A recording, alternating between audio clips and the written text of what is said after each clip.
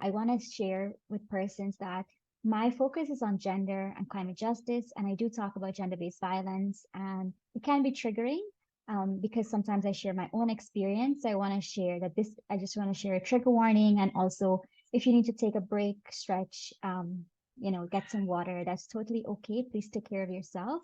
Before I start, similarly to the Cropper Foundation, the Breadfruit Collective, I really try to incorporate writing and poetry into the work as much as possible because I really believe when I'm talking about climate change, despite my background in environmental policy, I usually use my lived experience as a person that grew up with a family that faces various forms of gender-based violence and, living and working on the ground. When I'm talking about climate, I'm talking about it in a way that I want people to understand. I want to talk about it in their reality so that they can really get a grasp of what is happening. And most of the time, almost always, they are already familiar with climate change. They may not know those words, but they already are doing things to mitigate the issues that they face. So actually, I wanted to start off with a poem, and this was actually submitted. I allowed the Breadfruit Collective the social media platform. It's a collective. That means that persons, young or old, whatever age, you're welcome to be part of it and submit your writing. And this person, she's 10 years old. Her name is Samara, and she's going to be 11 soon. And she submitted a short poem that we published on the social media, the Breadfruit Collective. And it starts off like this. It's called Planet Earth Could Die. Planet Earth could die while they still tell a lie. A fib so crisp and flaky that one wrong move, it could all go splat like a pie. Sadly, we don't know what to do. But can't we try instead of hide? They dodge and wiggle away from questions of the truth, adding more until a minute crack that even acknowledged by the youth. They might as well become our political foe, because now we all understand this tale of woe. Many step up, yet it's still not enough. Many flew as quickly as the falling of morning dew, and all was lost, or so we thought. People of the shadows piling in like the soft breeze through meadows. Now in came a savior in blue, who sadly before did not try to help, even as they knew. We must help our earth, bring life to the fertile soil, then bring down the mask upon our dying world, that hidden by the ones who acted coy. Thank you so much. And I'm going to present, Ardeen, are you able to pull out the presentation? Thank you so much. Right, so I'll begin. As I mentioned before, I hope you're all doing well. Good evening, comrades, friends. It really is an honor to be a part of this series and continuing our conversations from yesterday and following up with Malini. It's really necessary that we understand and continue to have conversation on climate justice. We can't ever have enough of this conversation. And similarly, as we sit here and share, it is always necessary for us to continue to hold spaces for our comrades around the world who are fighting against genocides as we speak, and by extension, ecocides. So I mentioned before my involvement and how I came into the climate space.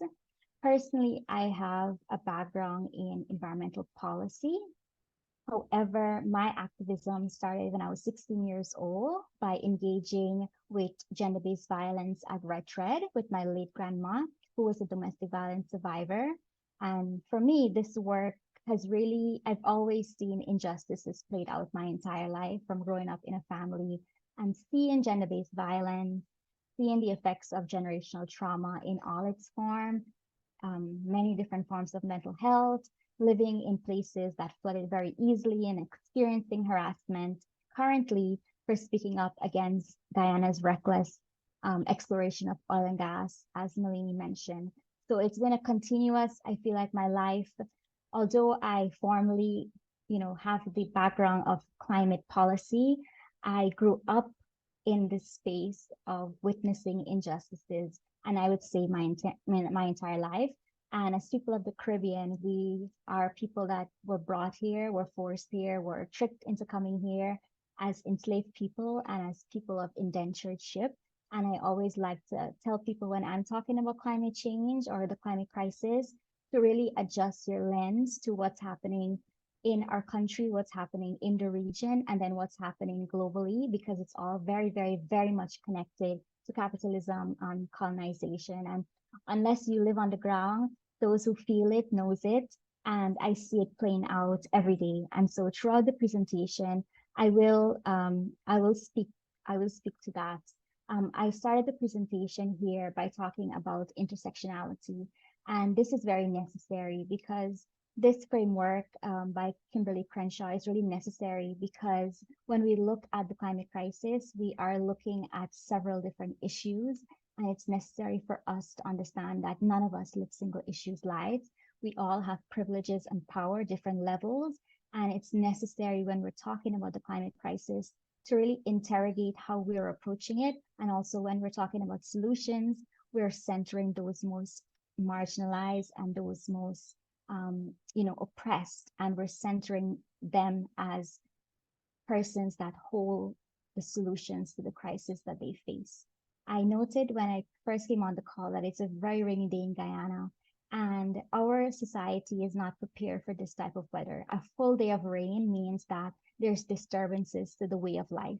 And I put this intersectional framework when I look at a rainy day in Guyana and how different people would experience a rainy day in Guyana. For example, I was out today, how I would experience a rainy day with someone that takes public transportation versus a single mother that has to take her kids to school versus an elderly person that has to take public transportation. A lot of times the car park or the bus parks are flooded. So we have to think about how one environmental impacts and how it impacts people in very, very different ways.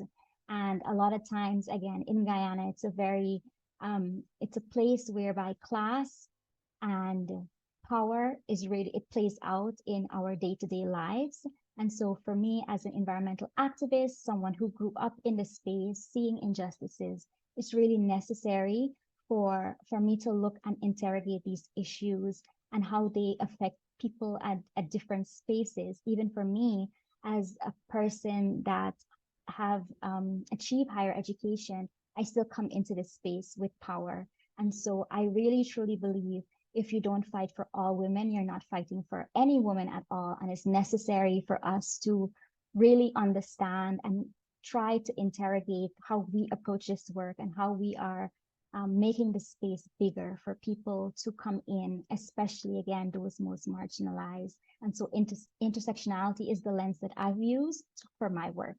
And it's a lens through which you can see how power comes and collides, where it locks and intersects. It is acknowledged that everyone has their own experiences of discrimination and privileges. As I mentioned before, this term intersectionality was coined by scholar and legal scholar Kimberly Crenshaw.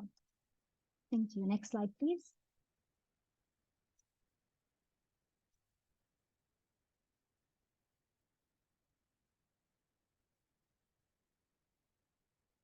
So I have here a picture of, many of you have probably visited Guyana, but it's really important that I center this conversation in my local context, because Guyana is a very significant place in where we are. Malini talked a bit about our constitution and the Environmental Act that actually speaks to environment, the protection of the environment.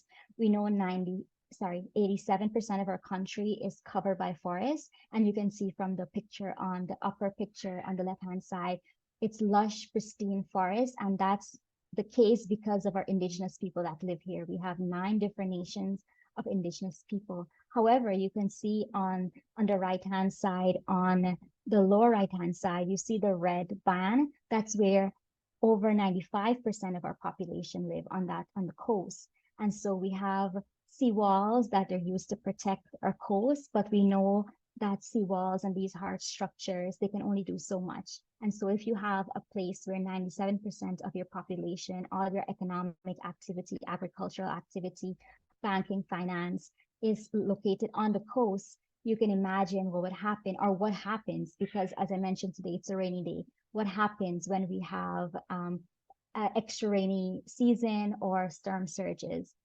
It's really telling on what happens to the most vulnerable. And overall, I would say the majority of the people that live here. So if you ever come to Guyana, I would definitely encourage you to visit our seawall. The seawall is it's also like a cultural heritage, even though it's meant to be protective. It's a protective structure against the Atlantic Ocean. It's also a space where you would always see people hanging out, people exercising. And so I grew up looking at the seawall not as a protection from the ocean, but more so as a place where people went for recreational purposes. So I definitely encourage you when you come to Guyana to really put it into context. The way we also think as Caribbean people, the way we look at, I guess, risk, the way we look at challenges, how we reframe it in our own ways. Like we look at the seawall not as a barrier, but more so as a space for community building. And I think if there's any author that's going to submit anything, I hope they talk about the seawall in some way, or Guyana. I would definitely, very excited to see what comes out of the writing. Next slide, please.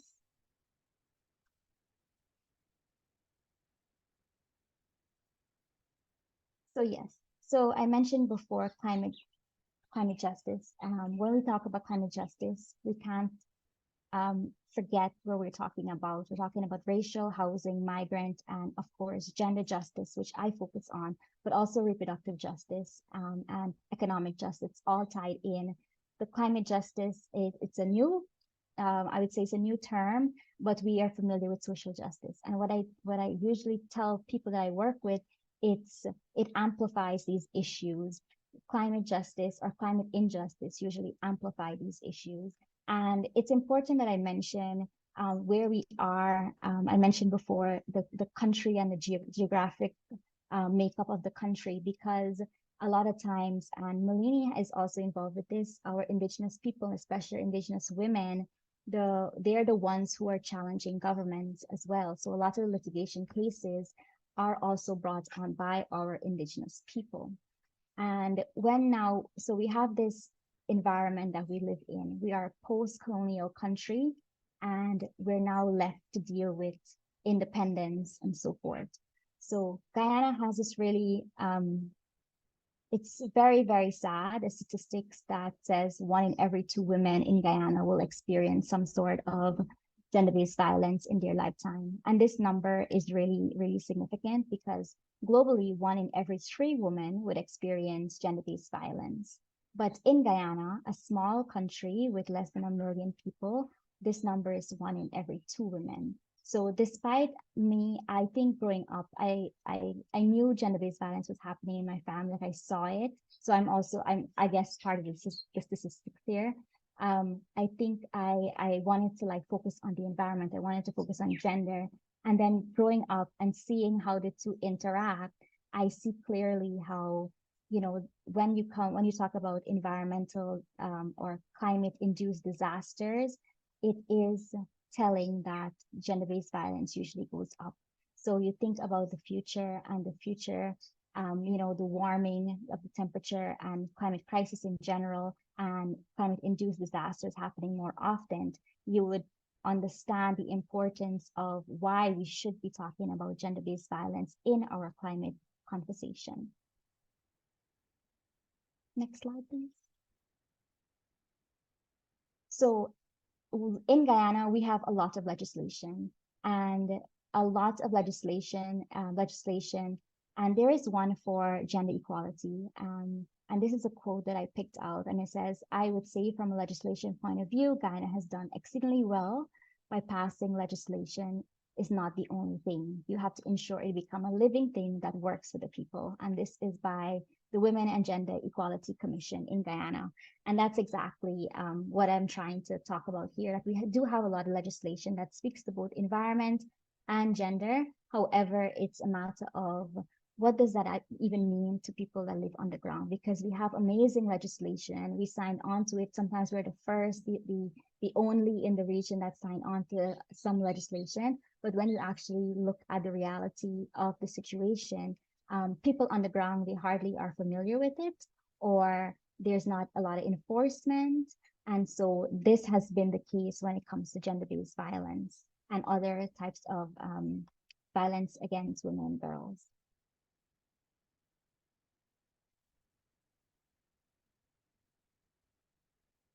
So I'm going to talk a bit about the realities of the current realities in Guyana as it relates to gender. And you're probably it's gonna spark some memory from last year around this time. But before I get into it, I wanted to share that when I look at the environmental crisis that I mentioned before, I can't speak about it unless I'm talking about the people most affected. I can't talk about climate justice without other aspect of social justice, as I mentioned before. And when we're talking about activism, activism is the price we pay to live on this planet. And it's a choice to speak up. And speaking up in Guyana, it's seen as political, or like you're aligning yourself politically with either the opposition, or when whoever is not in power, if you're speaking up against them, you're seen as a problem. And so I like to tell people that I am political, but I'm not affiliated with any political party. What I'm saying is political because the way we lived our lives, when we're talking about activism, when we're speaking up against injustices, that is a political decision that you are making. And so it's not always safe to do so. And so I wanted to share that I can't talk about climate and gender, especially this month, without talking about the fire in Maria. And last year, around this time, in May, actually, it's coming up to the first anniversary of the Maria fire that happened in an indigenous community that took the life of 20 children, 19 of them being indigenous girls. And we have heard the history of these residential schools, especially in the States, in Canada, in the US, but we also have residential schools in places like Guyana, where we have indigenous communities that are located in very remote spaces. And so the fire is really significant because you can have it's a case study of why it happened, why did it take the lives of 20 children. We can talk about mining in the area. We can talk about sacrifice zones. And so you can go into many conversation about this fire. And I'm sure you remember there were so many articles and so on that came out last year because it was something that it was a shock. But when you interrogate it, I think a lot of these issues we take for granted because it doesn't seem as a problem. So why fix it? And so when you really interrogate the fire, especially, you see where they could have been changes or where changes needed to happen and why didn't it happen? And so speaking out about that, it's seen as a political act. So I also noted that it's really important for us to acknowledge that this climate work, it also comes with hierarchies and greed and a scarcity mindset. And if we aim to do it right, we have to remember that what real inclusion looks like. And for me, real inclusion is talking about the problem that sometimes make people uncomfortable. We also had last year, we were protesting a lot because one of the minister in our government was also, alleged he raped somebody, a young indigenous person, and the case got thrown out. But back in the news this year, he is being held again for another case against him, an alleged the same SA issue. And so again, we have to look at our political party and very much question their decisions to keep somebody that has been alleged of a harm to a woman, and why would they still keep him in the party? And a year later, another case against him is coming up. So as we speak right now, there's another case against this minister. So last year, as we were dealing with the fire, and as environmental defenders were talking about the fire that was happening, we also were protesting against this minister and the alleged sexual violence that occurred. So women and the environment. I really hope that at the end of the presentation, you get a better sense of the connection between the environment and women. I tried to make it, when I was talking before, the connection between the rain, the fire in Maria, and how this really, what it looks like in real life. But from literature and from studies, women and the environment, there's a very close connection. Women are often disproportionately affected by environmental risk and harms compared to men. Actually, 14 times women and girls are more likely to be killed by natural I should say climate-induced disasters now. A lot of times, most of the times, unpaid care work usually fall on women and girls, and during times of disaster, this care work usually increases. Think about COVID and think about everyone being in the house who was doing the most work. And again, this is usually unpaid work. Often, female gender roles overlap with environmental issues in ways male gender roles do not. I mentioned before the shadow pandemic, and that happened on the COVID. During COVID, you were saying to stay at home, or we were hearing on the news, stay at home, you'll be safe at home. However, we had the shadow pandemic where there was an increased number of calls made as a result of domestic violence. So there was an increase in calls made to shelters and helplines during that time. Women and girls usually have less access to resources and land, and threats and pressures on the environment usually amplified gender inequality and power imbalances in community coping with resource scarcity and societal stress. So we also have this ecofeminism. I'm not sure if you're familiar with it, but basically how we feminizes nature, or we refer to it as Mother Earth, the patriarchy as an environmental phenomenon. Nature is seen as nurturing, temperamental, unpredictable, and therefore it's seen as it needs to be controlled. And so you see the woman and how we treat women and girls and our alignment to the environment. You think of mining, you think of oil and gas, and this kind of taking away, taking. The picture on the left-hand side, it's actually the winner, Lindsay Collins from Jamaica. She's the winner of our art competition for one of the campaign I'll talk about later on, and it's called Justice Denied. And she really explains the connections between this phenomenon of gender and the environment in a really interesting way. And she said, fighting for climate justice means fighting for gender equality. This piece features a revised model of Lady Justice, who seemingly emerges from a broken earth. The broken earth symbolizes the debilitating effects. This woman, based on Lady Justice, has her eyes blinded and chained, her scales broken, her sword dipped in blood. The blindfold represents a failure to acknowledge or address the intersectionality of climate and gender justice, which will cause especially women of color to be chained to a narrative of great injustice.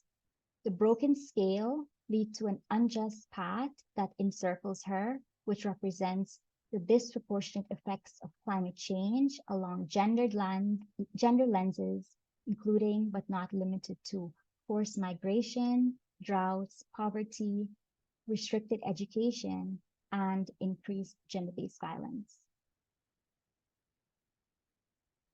Next slide, please. So continue on with this.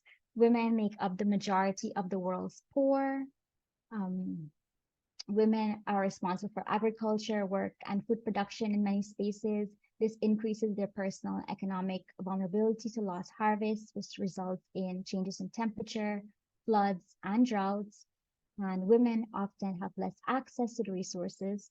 They are likely to be the last to leave when natural disaster occurs.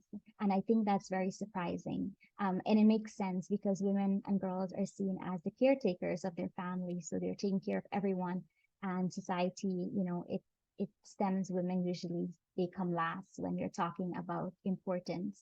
Often women are primarily responsible for their family and communities. And when resources become scarce, the burden of this usually unpaid care work increase. So extreme weather and climate impacts are associated with increased violence against women, girls, and vulnerable groups. And so knowing this, it's important for me as somebody that have the lived experience, but also see and witness firsthand these intersecting aspects of climate and gender. It's important for me. Previously, I worked in government, and it was really important for me to really center. I wasn't seeing gender being centered in the way where we highlight women and girls when we're talking about the climate crisis. And so that was the birth of the Breadfruit Collective. And some of our program includes creating space for Caribbean women to share their narratives, including the Caribbean Women for Climate Justice Conference. And I'm sure many of you have seen it. It's a conference that really draws a lot of people in. We started in 2022, and then we had one last year, and we had over 500 persons. And we really try to, when we're talking about this issue of climate justice, really try to look at it in an intersecting way and bringing in youth, LGBTQ persons, persons with disability, and especially Indigenous people in the conversation. As much as we're talking about gender, we really want to understand how we can have diverse conversations, because again, our voices are usually left out from the global narrative. So now that we're creating space in the Caribbean, it's necessary for us to create this space whereby we're making space for other people who have different narrative than the ones that we are familiar with. And so last year we were really, really excited and really honored that we were able to have this conference translated in Spanish, French, and sign language, because we know English is not the only language in the Caribbean. Stemming from the conference, we had a campaign, and this was in line with COP. And we know, again, getting to COP it's a big deal, but for many of us, especially those at the grassroots level, COP is not the end all be all for us. It's necessary for us to do this work long term. And this campaign was in line with COP. We used the time during November. We had a break in December, and we started again in January, because we realized that using the time, everyone was online talking about climate justice. So it was really important for us to have this campaign, the Truth Be Told, a Caribbean call to action on climate and gender justice. And it was an online campaign, and the goal of it was to raise awareness on gender and climate, helping people to understand, advocating for policy change, because again, we hold the solutions to the issues we face, and most importantly, amplifying the voices of women and girls on the front line of the climate crisis. And so we wanted to share all of the work that is being done in the Caribbean when it comes to climate justice. So amplifying the voices was important for us. As much as we're talking about the issues, for us, we're also talking about the solutions. And even today, as much as I'm talking about climate and gender injustices, I'm talking about the solutions that we are doing or we are working towards. So this campaign and also the conference, all of the recorded panels and so on is available online, and the report that came out of the campaign, it's all available online for free. And that's another aspect of the work. It's creating these information in creating information specific to the Caribbean that can be used by anyone. Because again, when we're looking for information that center us, it's not there. So if you are interested, on the website, YouTube, you can find all of the recordings of the podcast, the panels, but also the partner, the Climate Contest podcast. They also turned all of the panels into podcast episodes. So you, instead of listening, if you prefer, just like maybe listening in instead of watching, that's also something that you can do if you're interested in expanding your knowledge on climate and gender, because we speak to so many different themes. It would take up the entire evening for me to go through all of it. Next slide. And so this mentorship program actually recently ended, and this is very close to my heart, and it's specific to Guyana. It's called Dear Future Women, and it was also a writing program that centers mental health and writing. So I wanted the girls who were a part of it, they were between the ages of 16 to 23, and they came in with the way I advertised the program, I advertised it as, if you're interested in social justice, I want you to be a part of this program. And so the girls that were selected, there were 12 of them, and they were interested in women's rights, climate, LGBTQ issue, mental health. And so I wanted them to come in with their own interests and then look for ways in which we tie in the climate and the gender issues that we face. And so it's called Dear Future Women because it is a writing program. And what we did was we were writing various narrative to ourselves, like what does the Guyana of the future looks like when we center young people, when we center the environment, when we center young people, when we're centering mental health, what does that look like? And so this program was very successful because a number of the girls went on to do other, mentorship program that centers climate, gender. A lot of them are working in the space now, but more so the writing that came out of it was very powerful because they were writing letters to themselves in the future. What does the future look like? And thinking radically. And I think to do this work, you have to have hope and you have to think radically. And also they were writing to someone that was younger, so a younger sibling or nephew or cousin in their life, like what should they be prepared for, knowing all that we know about climate and climate injustice and gender and living in Guyana, whereby we know that these injustices happen. When you speak out, you can be targeted.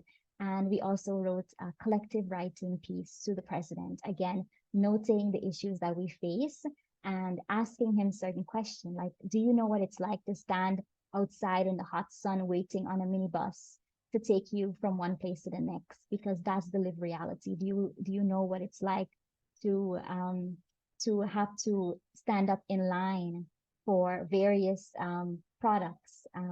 Just questioning a lot of questions when you think of class and race. And I think it was very powerful for these young women to also have a space for themselves. And the empowerment aspect came out, and also the activism came out really organically because they came in with their own already their particular interests. And so the gender and climate was an add-on to what they were already interested in. So in closing, while linkages between gender-based violence and environmental issues are complex and multi-layered, these threats to human rights and healthy ecosystems are very, very clear. Research findings demonstrate that ending gender-based violence, promoting gender equality, and protecting the environment can positively contribute to securing a safe, sustainable, and equitable future. So in closing, I want to close off with another quote that I saw yesterday, and it really spoke to me. And it goes like this: we are the ones we have been waiting for. Too much has gone wrong, so we need to get this right. Take care of how you treat the world and the earth. You are becoming an ancestor even as you take this next breath. Ancestry is not in your age or expiration date. It is in the purification or polluting of your heart and spirit. These are the legacies and legends you leave the world. And so I encourage you all, if you are thinking of writing and submitting your work, please, please do so. There's so much power in the pen. I think there's so much power in protesting. There's so much power in writing. There's so much power in speaking.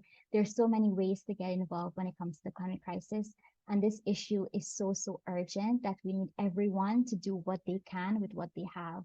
And so with that, I'll come to a close of my presentation.